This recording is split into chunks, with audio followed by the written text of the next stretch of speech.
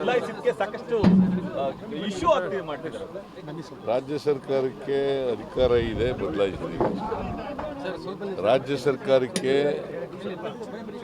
ಬದಲಾಯಿಸ್ತಕ್ಕಂಥ ಅಧಿಕಾರ ಇದೆ, ಅದನ್ನು ಮಾಡಿದ್ದೀವಿ. ಬಟ್ ಅದಕ್ಕೊಂದು ಇತಿಹಾಸ ಇತ್ತು, ಅದನ್ನ ತಿರುಚಿ ಕೆಲಸ ಮಾಡ್ತಿದ್ದಾರೆ ಅಂತ ಹೇಳಿ ಕುಮಾರಸ್ವಾಮಿ ಅವರು. ಈಗ ಅವರು ಯಾವ ಇತಿಹಾಸ ಇತ್ತು ಅದಕ್ಕೆ ರಾಮನಗರ ಜಿಲ್ಲೆ ಮಾಡುವಾಗ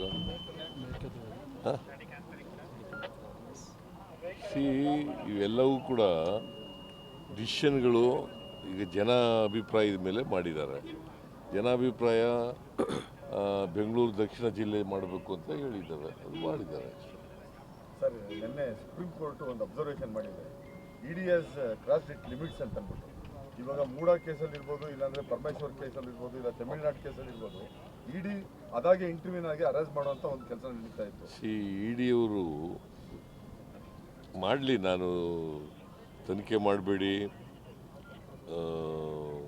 ಕಪ್ಪಣ ಇದ್ದರೆ ಪತ್ತೆ ಹಚ್ಚಕ್ಕೆ ಹೋಗ್ಬೇಡಿ ಅಂತ ಹೇಳಕ್ಕೆ ಹೋಗಲ್ಲ ನಾನು. ಇನ್ಕಮ್ ಟ್ಯಾಕ್ಸ್ನವ್ರಿಗೆ, ಇಡಿಗೆ ಅದೆಲ್ಲ ಹೇಳಕ್ಕೆ ಹೋಗಲ್ಲ. ಬಟ್ ನೀವು ರಾಜಕೀಯ ದುರುದ್ದೇಶದಿಂದ ಮಾಡೋಕ್ಕೆ ಹೋಗ್ಬಾರ್ದು, ರಾಜಕೀಯ ದುರುದ್ದೇಶ ಇಟ್ಕೊಂಡು ಮಾಡೋಕ್ಕೆ ಹೋಗ್ಬಾರ್ದು. ಬಿಕಾಸ್ ಈ ಸಂಸ್ಥೆಗಳಿರೋದೇ ಅದಕ್ಕೋಸ್ಕರವಾಗಿ, ಕಪ್ಪು ಹಣ ತಡೆಗಟ್ಟಲಿಕ್ಕೆ ಇರ್ತಕ್ಕಂಥ ಸಂಸ್ಥೆಗಳು. ಈಗ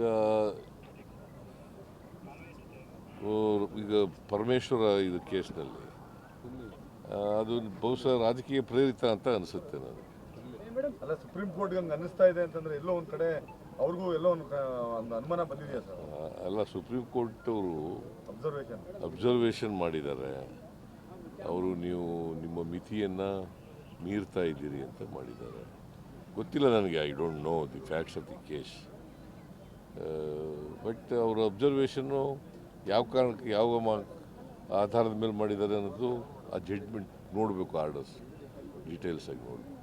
ಸರ್, ಈಗ ರಾಜ್ಯದಲ್ಲಿ ರೇಪ್ ಅಂಡ್ ಮರ್ಡರ್ ಕೇಸ್ಗಳು ಪ್ರಕರಣಗಳು ಹೆಚ್ಚಾಗ್ತಿದೆ ಸರ್. ಮೈಸೂರಿನಲ್ಲೂ ಕೂಡ ಮೊನ್ನೆ ಒಂದು ಇನ್ಸಿಡೆಂಟ್ ನಡೆದಿದೆ. ಅದಕ್ಕೆ ಜಾಸ್ತಿ ಆಗ್ಬಿಟ್ಟು ಏನಾದ್ರು ಕ್ರಮ ತಗೊಳ್ತೀವಪ್ಪ, ಕಾನೂನು ರೀತಿ ಕ್ರಮ ತಗೊಳ್ಳೇಬೇಕು. ಈಗ ಕಳೆದ ಒಂದು ವರ್ಷ, ಈ ವರ್ಷ ಇದೆಯಲ್ಲ, ನಮಗೆ ಅಪರಾಧಗಳು ಕಡಿಮೆ ಆಗಿದ್ದಾವೆ. ಬಿ ಜೆ ಪಿಯವರ ಕಾಲಕ್ಕೆ ಕಂಪೇರ್ ಮಾಡಿದ್ರೆ ನಮ್ಮ ಕಾಲದಲ್ಲಿ ಕಡಿಮೆ ಆಗಿದ್ದಾವೆ. ಸೊ ಅದರಿಂದ ಅಪರಾಧಗಳನ್ನು ಸಂಪೂರ್ಣವಾಗಿ ಇಲ್ದಾಗ ಮಾಡಿಬಿಡ್ತೀವಿ ಅಂತ ಹೇಳಕ್ಕೆ ಹೋಗಲ್ಲ. ನಾನು ಕಡಿಮೆ ಮಾಡಲಿಕ್ಕೆ ಪ್ರಯತ್ನ ಮಾಡ್ತೀನಿ. ಸರ್, ಏಷ್ಯನ್ ಕಂಟ್ರೀಸಲ್ಲಿ ಸಿಂಗಪೂರ್, ಹಾಂಗ್ಕಾಂಗ್ ಇಲ್ಲೆಲ್ಲ ಕೋವಿಡ್ ಕೇಸಸ್ ಜಾಸ್ತಿ ಆಗಿದೆ. ಬಟ್ ಸೆಂಟ್ರಲ್ ಗೌರ್ಮೆಂಟ್ ಇವತ್ತವರೆಗೂ ಬರೋರ್ನ ಹೋಗೋರ್ನ ಒಂದು ಟೆಸ್ಟ್ ಮಾಡ್ತಾ ಇಲ್ಲ. ಬಟ್ ಅದು ರ್ಯಾಪಿಡ್ ಆಗಿ 40% ಇನ್ಕ್ರೀಸ್ ಆಗಿದೆ ಒಂದು ವಾರದಲ್ಲಿ. ಈ ಕ್ರಮ ಇಲ್ಲಿ ಏರ್ಪೋರ್ಟ್ ಅಲ್ಲೂ ಮಾಡ್ತಾ ಇಲ್ಲ, ಗೌರ್ಮೆಂಟ್ ಆಫ್ ಇಂಡಿಯಾನು ಮಾಡ್ತಾರೆ, ಯಾರು ಮಾಡ್ತಾ ಇಲ್ಲ. ಅಕಸ್ಮಾತ್ ಈ ಥರದ ಕ್ರಮ ತಗೊಂಡೇ ಇದ್ರೆ ಮುಂದಿನ ದಿನಗಳಲ್ಲಿ ತೊಂದರೆ ಆಗಲ್ವಾ ಸರ್? ಲಾಸ್ಟ್ ಟೈಮ್ ಅನುಭವದಲ್ಲಿ ಡೆಫಿನೆಟ್ ಆಗಿ ತೊಂದರೆ ಆಗುತ್ತೆ. If such being the case, government of India has to take a decision. ಕೂಡಲೇ ಅದನ್ನು ತಡೆಗಟ್ಟಲಿಕ್ಕೆ ಮಾಡಬೇಕು.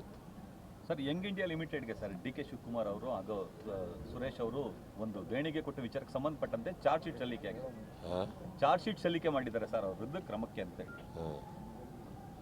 ಯಾರು? ರೇವಂತ್ ರೆಡ್ಡಿ ಮತ್ತೆ ನಾಲ್ವರ ವಿರುದ್ಧ ಸರ್, ಯಂಗ್ ಇಂಡಿಯಾ ಲಿಮಿಟೆಡ್ ಅದಕ್ಕೆ ದೇಣಿಗೆ ಕೊಟ್ಟರು ಅನ್ನೋ ಕಾರಣಕ್ಕೆ ಸರ್. ಈಗ ದೇಣಿಗೆ ಕೊಡೋದು ತಪ್ಪ? ದೇಣಿಗೆ ಕೊಡೋದು ತಪ್ಪೇನಲ್ಲ.